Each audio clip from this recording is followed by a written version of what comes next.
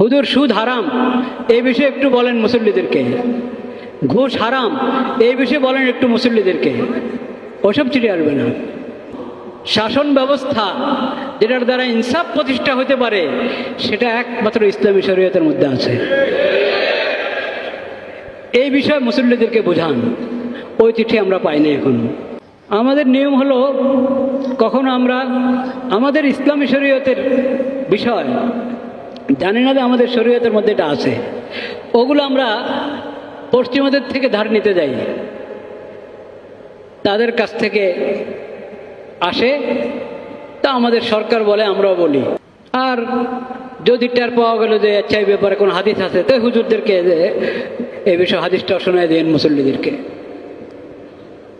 চিঠি আসে খতিবদের কাছে বিভিন্ন মসজিদে, সব মসজিদে আসে কিনা আমি জানি না। বিভিন্ন মসজিদে খতিবদের কাছে বিভিন্ন প্রসঙ্গে চিঠি আসে, সিটি কর্পোরেশনের কাছ থেকে, ইসলামিক ফাউন্ডেশনের কাছ থেকে, বিভিন্ন মন্ত্রণালয় থেকে বিভিন্ন প্রসঙ্গে চিঠি আসে। হুজুর এই ব্যাপারে একটু মুসল্লিদেরকে বলবেন। খুব ভালো এটা, কিন্তু এই চিঠিগুলো সব প্রসঙ্গে আসা দরকার। বর্ষার মৌসুম, এখন গাছ লাগানো দরকার, এই ব্যাপারে একটু উৎসাহ দিয়ে দেন মানুষকে গাছ লাগানোর জন্য। ভালো কথা। এরকম প্রসঙ্গ তো অনেক আছে।